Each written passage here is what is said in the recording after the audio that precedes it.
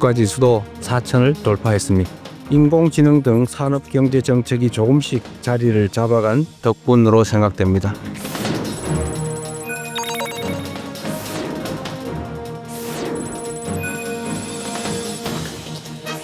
If a sharp correction were to occur, tighter financial conditions could drag down world growth.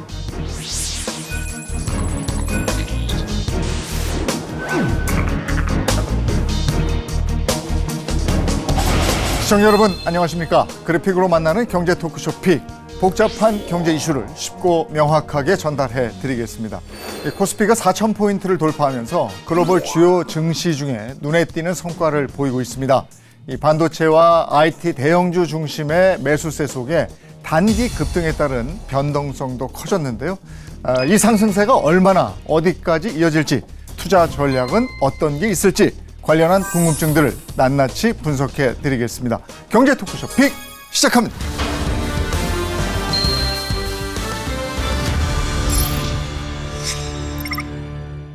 오늘 함께해 주실 분들 소개해 드리겠습니다. 먼저 김앤장 법률사무소의 박원태 금융부문 전문위원 모셨습니다. 어서 오십시오.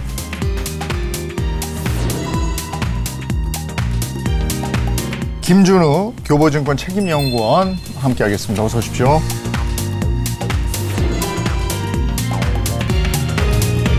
그리고 이슈를 보다 쉽게 전해줄 나건훈 기자도 함께합니다. 어서 오십시오. 안녕하세요. 네. 우리 코스피 4천까지 정말 숨가쁘게 달려왔습니다. 그런데 4천을 넘어서면서부터 급락하기도 하고 변동성이 계속되고 있는데 그 이유가 뭡니까? 코스피 4천 돌파까지는 사실 외국인과 기관의 어떤 대규모 매수 그리고 반도체 실적 개선 그리고 정책 기대가 맞물린 효과라고 생각합니다. 그런데 단기간에 지수가 4천선을 돌파하면서 우선 밸류에이션 부담이 상당히 커졌습니다. 미국 금리라든가 달러의 강세 그리고 AI 관련주에 대한 버블론 이런 부분들이 부각되면서 외국인 차익 매물이 상당히 실현된 것이 사실입니다.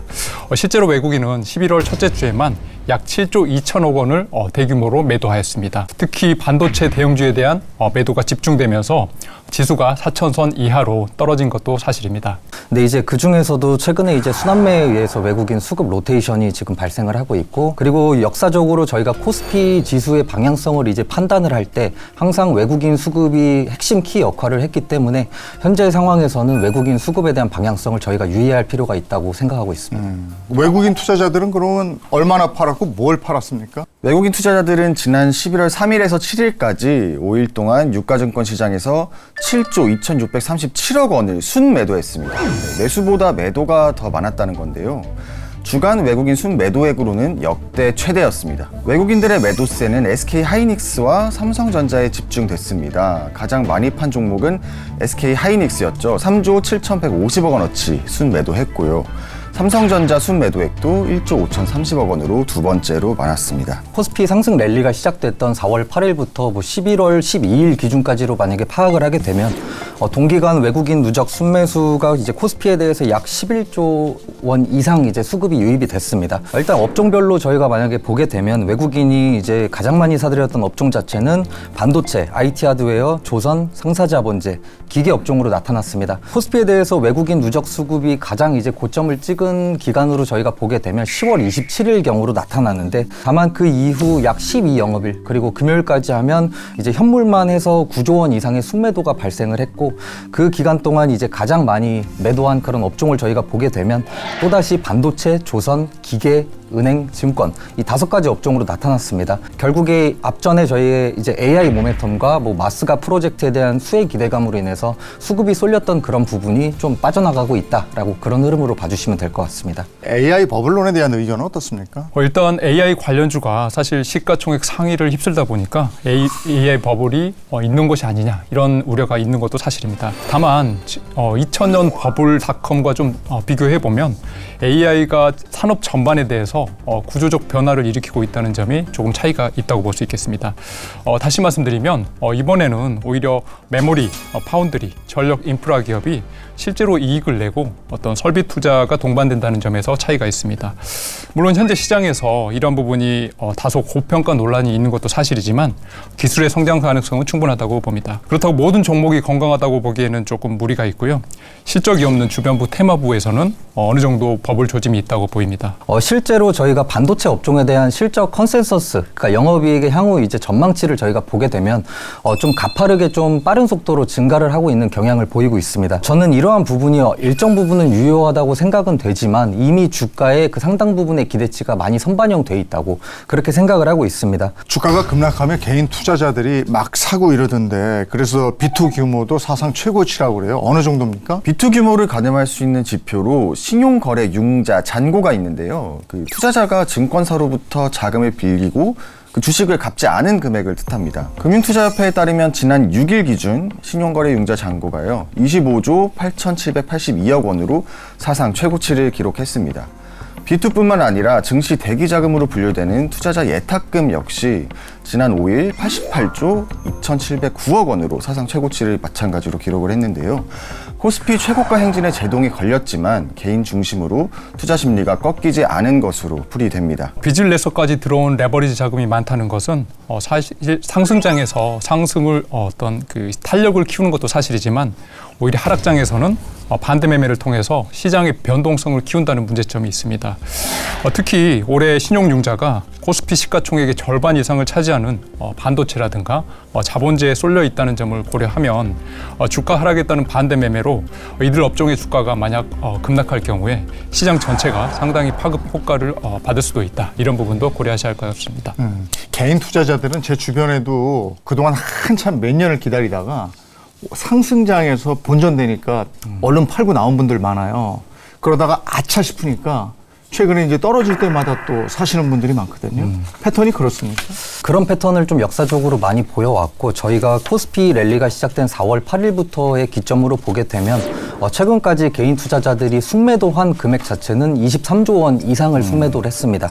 그러나 이제 최근 12일간 외국인은 이제 매도세 순매도를 지속하고 있는데 동기간에 개인 투자자들은 순매수로 오히려 전환한 흐름을 보였습니다. 예, 그러한 수준으로 봤을 때 일단 11월 11일자 기준으로 코스피에 대한 신용융자 잔고가 16조 원도 돌파를 했고 해당 수준 자체로 봤을 때는 이미 역사적으로 좀 고점 수준을 경신을 한 상태입니다. 그리고 뭐 개인 레버리지에 대한 그런 포지션이 상당히 높은 수준이기 때문에 향후 이제 코스피에 대한 추가 조정이 만약에 발생을 한다라고 가정을 하면 오히려 하락폭을 더 확대할 수 있는 그런 리스크 요인으로 봐주시면 될 것 같습니다.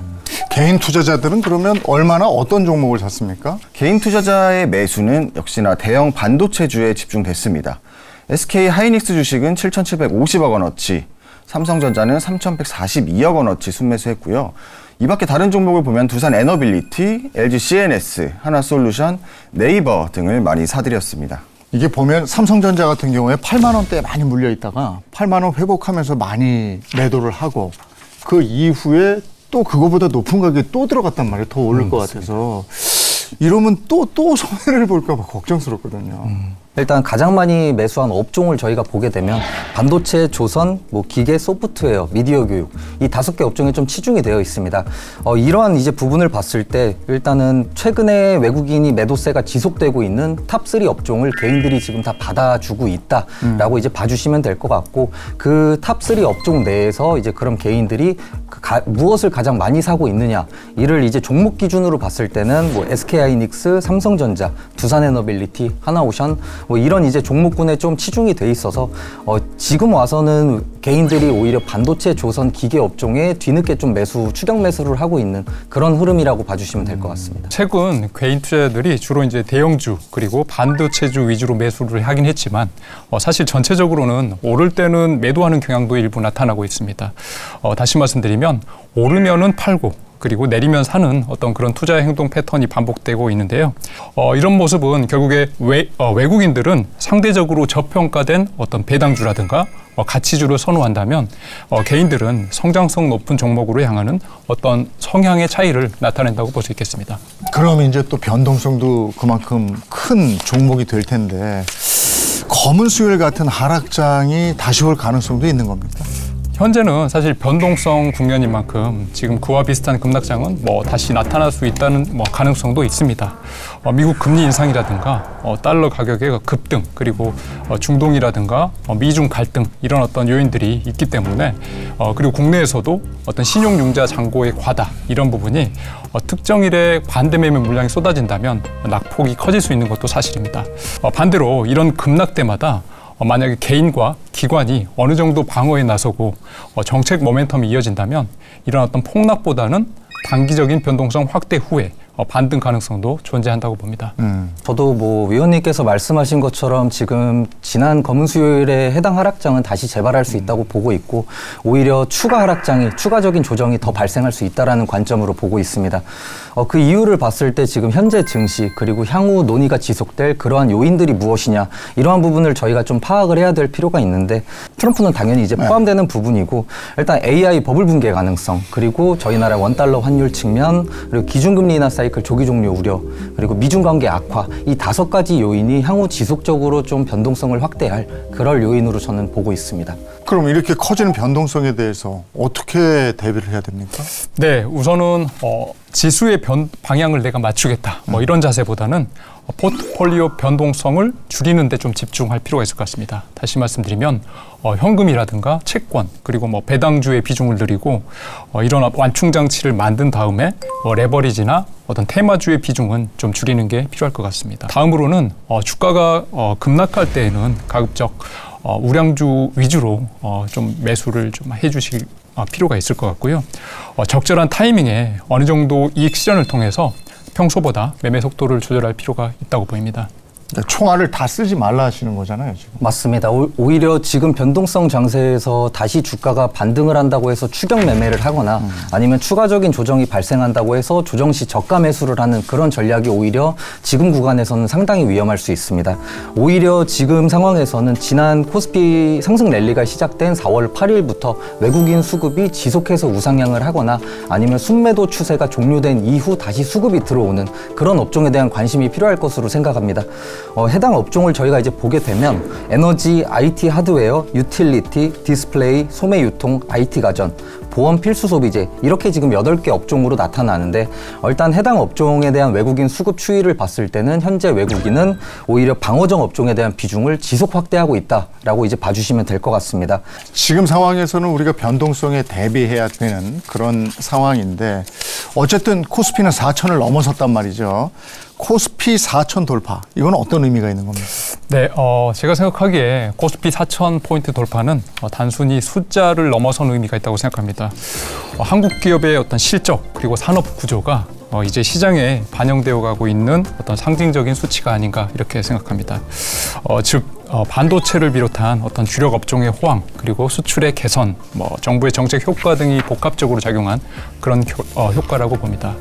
한편으로는 우리나라 영업이익이 사실 2024년 2분기를 지나면서 완연한 회복 국면에 진입했고요. 다만 이제 여전히 글로벌 금리라든가 환율 변동성에 크게 의존하고 있는 것도 사실입니다. 원달러 환율, 그리고 미국 금리가 장기 고점에 머무는 한 외국 자본이 언제든지 방향성을 틀 수가 있습니다.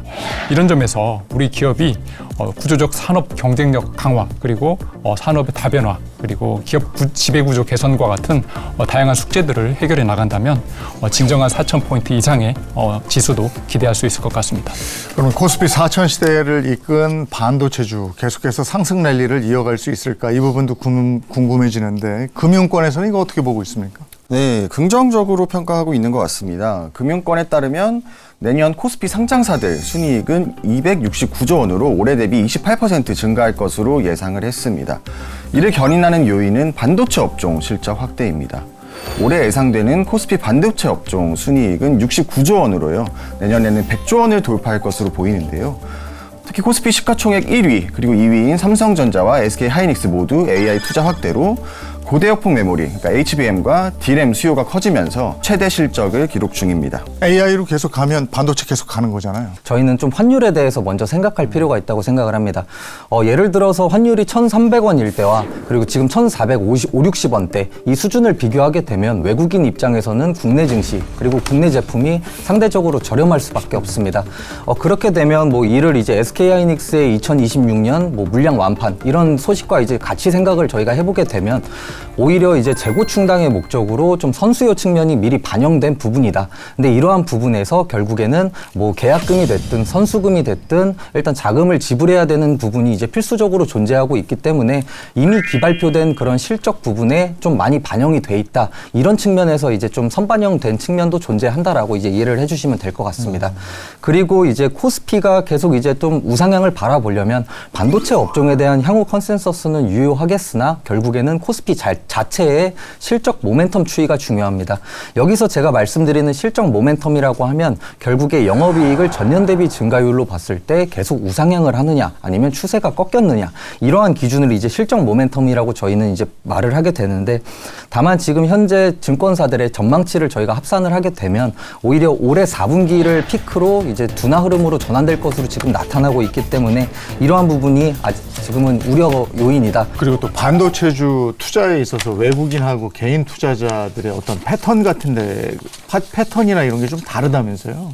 일단 삼성전자에 대해서 외국인 누적 순매수는 지속 우상향한 반면 오히려 개인들은 지속해서 순매도 흐름이 나타나는 것으로 지금 나타나고 있습니다. 여기서 특이점이라고 하면 이제 SK하이닉스에 대해서는 오히려 9월 들어 상승세에서는 외국인은 순매도 흐름으로 전환이 된 흐름이 나타났습니다.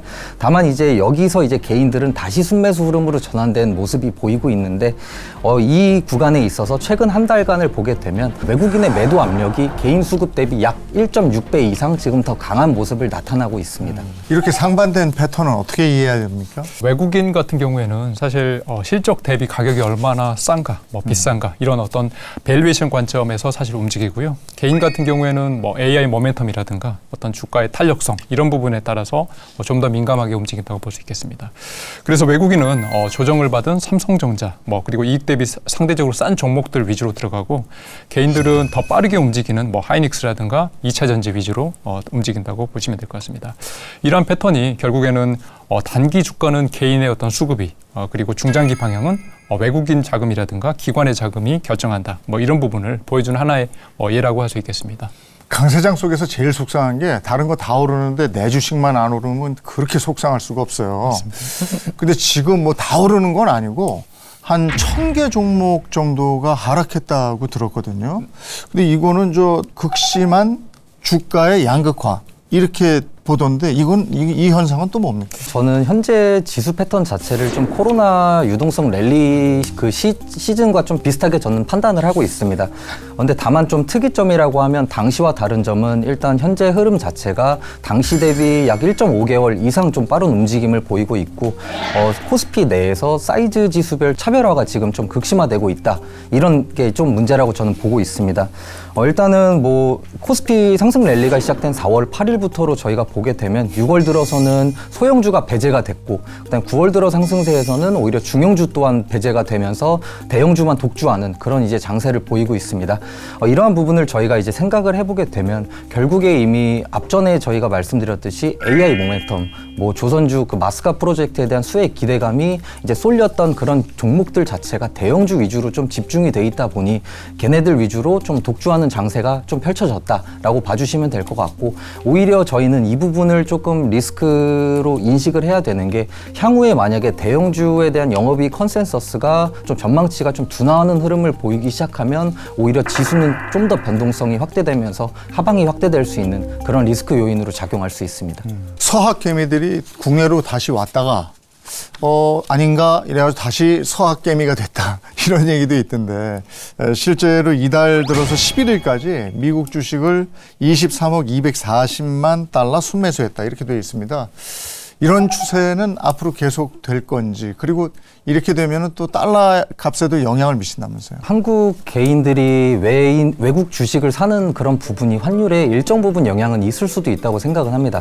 다만 좀 그 강도가 좀 많이 제한적이고, 일단 결국에 저희가 환율에 대해서 좀 바라보게 될 때는 좀 거시적인 그런 요인에 의한 영향을 많이 받기 때문에 뭐 대표적으로 한국 경제에 대한 펀더멘털, 아니면 주요 외국인의 자금 흐름, 뭐 국내 통화 정책, 이러한 부분에 오히려 더 민감하게 반응하는 것이 환율입니다. 따라서 일단은 뭐 환율이 개인 투자자들 때문에 좀 많이 상승을 했다라고 하는 것은 좀 어떻게 보면 설명력이 좀 많이 부족한 부분이다라고 저는 판단을 하고 있고, 오히려 좀 지금 정부에서 좀 밀고 있는 그런 정책이 좀 더 가시화가 된다면 국내 경제가 펀더멘털도 더 개선이 될 것이고, 외국인 수급 흐름도 회복세를 보이면서 다시 환율은 좀 이제 완화될 수 있다라고 보는 게 합리적이라고 저는 생각을 하고 있습니다. 정부 정책 말씀하셨습니다만 지금 정부가 증시 활성화를 위해서 정치권도 마찬가지고요. 굉장히 공을 들이고 있는데 어떤 대책들이 나오고 있습니까? 크게는 두 가지 정도를 생각할 수 있을 것 같습니다. 우선은 그 배당 소득 분리과세를 최고 세율을 낮춘다. 그리고 일정 금액 이하에 대해서는 종합과세 대신에 분리과세를 허용하는 그런 세제 개편 방안입니다. 또 다른 측면에서는 기업이 매달 또는 여러 차례 주주에게 배당을 지급하는 구조를 허용하는 소위 수시 배당을 검토하고 있는 상황입니다. 기업이 이처럼 배당을 좀 더 자주 그리고 투명하게 지급한다면 투자자 입장에서는 수익 환원이 명백해지고, 그리고 주주 환원 정책이 조금 더 강화된다, 이런 측면으로 볼 수 있을 것 같습니다.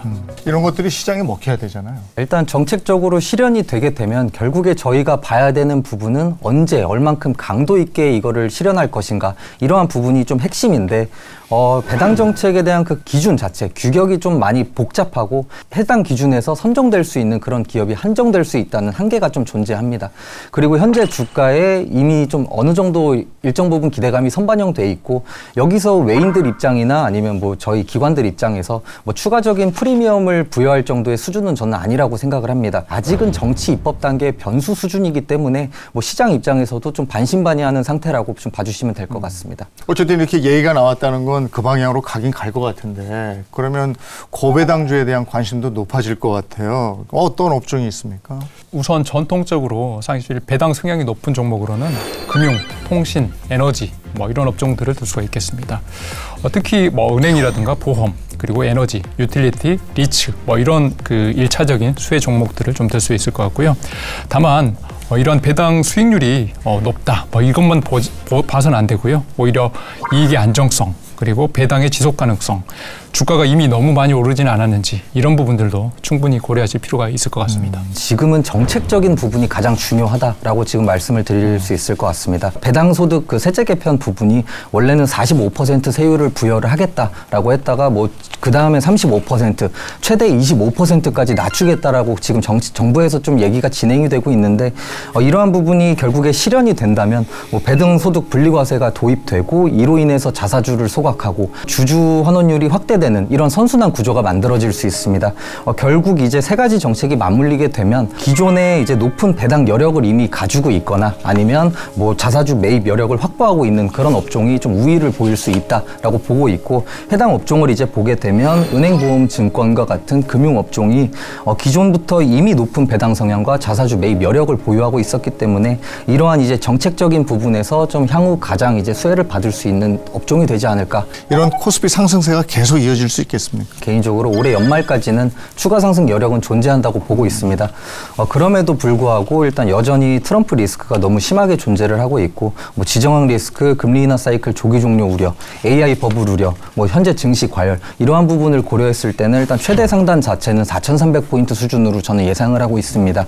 이게 다만 이제 AI 모멘텀에 대해서 기업 수익성이 만약에 이제 가시화가 된다면, 그리고 정부 정책이 적극적으로 실현이 된다면 최대 상단은 4,700포인트까지 열어둘 필요는 있겠으나, 지금 AI 투자 사이클을 봤을 때 결국 엔비디아가 투자한 그 자금이 돌고 돌아 다시 엔비디아에게 가는 그러한 이제 좀 흐름을 봤을 때는 AI 투자 사이클의 선순환보다는 오히려 지금 현재는 AI 호텔 경제학에 좀 더 가깝다라고 보고 있고, 최근 이제 감가상각비 축소를 통해 이익 부풀리기를 하고 있다라는 거품론이 계속 지속적으로 부상되고 지금 올라오고 있는 그런 것을 보면 실제로 향후 실적이 뒷받침될 수 있을까라는 부분에 지속적으로 의문 의문점을 가지고 있습니다. 그리고 저는 이제 코스피 자체에 대해서 2026년 흐름이 좀 상고하적 흐름으로 좀 예상이 되고 있는데 그 이유를 봤을 때 일단 하단 자체는 저는 3,150포인트 수준으로 좀 강하게 좀 하락이 발생할 수 있다라고 보고 있습니다. 그 이유는 일단은 코스피 자체를 역사적으로 봤을 때 항상 이제 저희가 계절성을 제외한 주가 수익률 그런 트렌드 추이로 보면 항상 이제 회귀하는 그런 경향이 너무 강했습니다.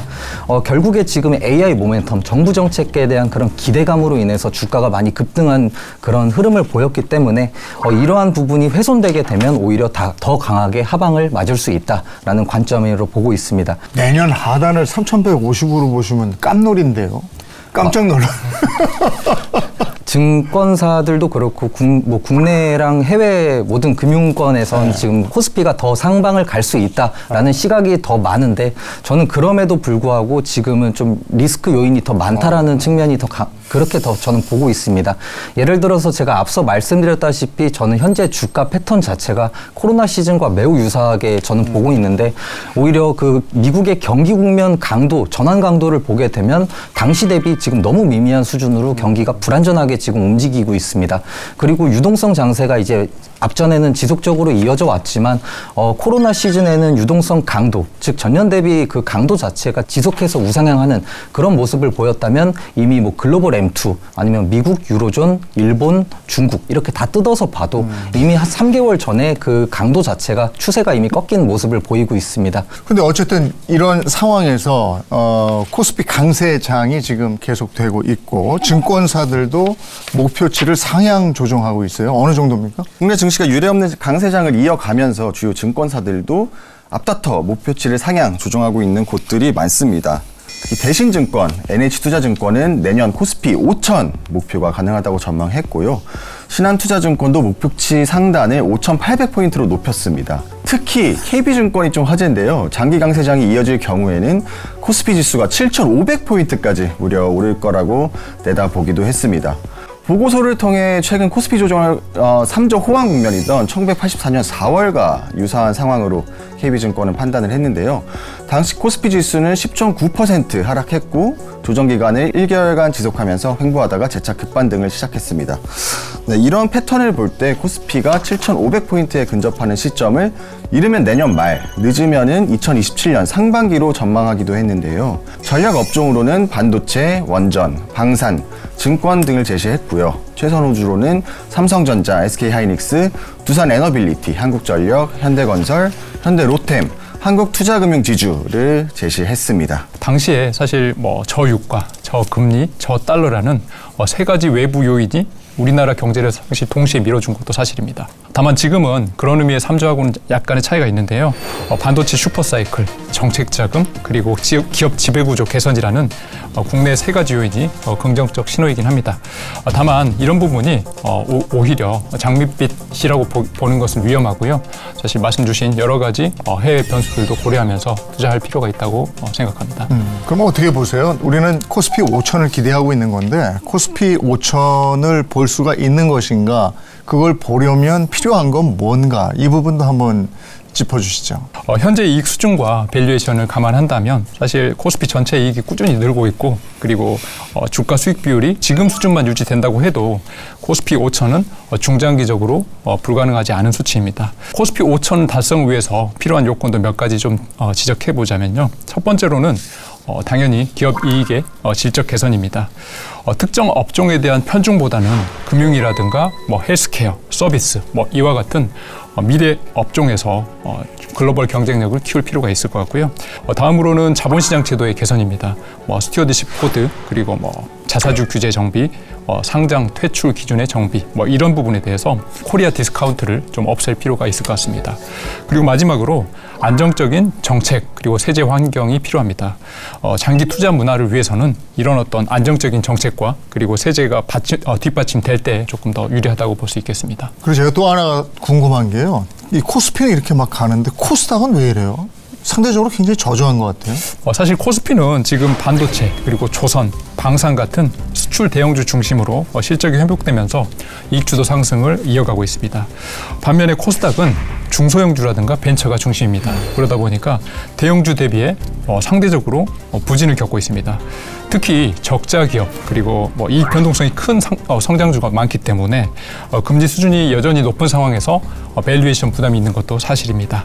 금리 하락 추세가 좀 더 명확해지고 그리고 정책적으로 여러 가지 정책이 뒷받침된다면 그동안 눌려있던 성장주라든가 바이오 그리고 2차 전지 소재 등도 순환매가 나올 여지도 충분하다고 봅니다. 근데 또 코스닥은 계절을 탄다고 그러더라고요. 이게 계절적으로 코스닥에 유리한 시점이 있긴 있는 겁니까? 전통적으로 보면요. 국내 증시에서 1분기가 코스닥이 강세 현상을 보입니다. 그렇기 때문에 겨울 초입인 11월부터 12월까지 그때부터 이제 선제적으로 저가 매수세가 유입이 되는데요. 실제 2010년 이후 지난해까지 코스닥 월별 평균 등락률을 살펴보면요. 8월부터 10월까지는 마이너스였는데요. 11월부터는 1.1%로 반등을 해서 1분기까지 1%대를 이어왔습니다. 그 시장 환경도 코스닥에 우호적으로 흘러갈 거라는 전망이 있어서요. 상대적으로 소외돼 왔던 코스닥의 상승세가 본격화할 거라는 기대가 커지고 있습니다. 코스닥이 강했던 구간은 연말 연초 구간은 맞습니다. 그런데 다만 이제 시계 구간을 좀 더 확대를 해서 2000년부터로 저희가 보게 되면 코스닥에 계절적으로 유리했던 그 시점 자체는 연초로 나타났습니다. 다만 이제 현재 순환매 장세 그리고 코로나 시절 대비 지금 약 1.5개월 더 빠른 움직임 이러한 부분을 고려했을 경우는 지금 코스닥의 상승세 가능성은 저 또한 유효하다고 보고 있습니다. 다만 이제 여기서 또 4월부터 시작된 코스피 상승 랠리에서 코스닥이 코스피 대비 상당히 저조한 그런 성과를 보였기 때문에 지금 코스피가 변동성 장세에 노출된 지금 상황에서 오히려 코스닥은 키 맞추기 장세로 좀 어느 일정 부분 따라갈 여지는 존재한다. 정부에서 지금 국민 성장 펀드라든지 벤처 4대 강국 대책 이렇게 추진을 하고 있는데 이게 코스닥에는 어떤 영향을 미칠까요? 네, 현재 150조 원 규모로 조성되는 국민 성장 펀드는 AI 반도체, 바이오, 그리고 친환경, 인프라 등의 상당히 성장 산업에 대규모 자금을 공급하는 계획이 핵심입니다. 여기에 정부가 준비 중인 벤처 4대 강국 도약 종합 대책까지 더해지면 비상장 코스닥 기업들이 성장 자본을 조달하기가 한층 쉬워질 것입니다. 그렇게 되면 결국에 코스닥 시장의 질과 규모 면에서 상당히 유리한 방향으로 갈 수 있다고 생각합니다. 그럼 코스닥 투자하시는 분들 투자할 때 어떤 종목을 좀 눈여겨봐야 됩니까? 정책과 성장의 스토리가 겹치는 부분을 좀 주목할 필요가 있을 것 같습니다. 예를 들자면 AI 반도체와 장비 소재 그리고 2차 전지 소재 장비, K 바이오 이런 부분 중에서도 글로벌 임상이라든가 수출이 사실 어느 정도 구체화된 기업을 찾을 필요가 있고요. 국민 성장 펀드가 주목하는 디지털이라든가 그린, 인프라 기업에 대해서도 후보군이 될 수 있을 것 같습니다. 다만 코스닥에서는 주의할 점이 스토리만 있는 회사 그리고 실적이 따라오는 회사를 확실히 구분할 필요도 있다는 점도 좀 고려할 필요가 있겠습니다. 자, 코스피 5천을 기대하는 이 시점에서 우리 투자자들은 어떤 점에 유의를 해야 되는지 투자자들에 대한 조언 이런 거 한 말씀씩 좀 듣고 싶습니다. 경기라든가 이익 사이클을 감안해서 우량주 그리고 배당주, 성장주에 적절히 비중을 갖춰서 분산해서 담는 것이 필요하겠습니다. 그리고 조정 구간을 활용해서 장기적으로 매매하는 상당히 건전한 투자 원칙도 좀 지키는 게 필요할 것 같습니다. 내년 2026년 미국 경기 역시 불안전한 회복 국면으로 예상을 하고 있습니다. 따라서 올해 이제 급격한 상승이 이제 되돌려지는 그런 이제 과정에서 변동성이 더 확대될 수 있다라고 좀 예상을 하고 있고 그렇기 때문에 현재 구간에서는 좀 리스크 관리 차원에서 좀 중립형 포트폴리오가 유효할 것이다라고 생각을 하고 있습니다. 이를 이제 자산 배분 관점에서 이제 보게 되면 최근 채권 시장에 대한 이제 변동성 그리고 불확실성이 좀 확대되긴 했으나 그럼에도 불구하고 증시 하방 과 변동성에 대한 이제 리스크를 좀 완화하기 위해서 채권 비중을 소폭 확대할 필요는 있다고 봅니다. 그리고 이제 주식 내에서는 경기 민감 업종과 방어적 업종 이 두 가지 업종을 이제 좀 혼합하여 그런 혼합형 포트폴리오를 구성하는 것이 좀 유효할 것으로 저는 생각이 되고 결국에 2026년엔 이제 민감 업종인 반도체 그리고 중립 업종 전력기기 그리고 방어적 업종인 바이오, 은행 4개 업종이 좀 유효하지 않을까 하고 판단하고 있습니다. 네, 코스피 4천을 넘어서 5천까지 갈 수 있을지 무엇보다도 질적 개선을 통한 건강한 시장으로 이어지길 바라봅니다. 오늘 경제 토크쇼 픽 여기까지 하겠습니다. 고맙습니다.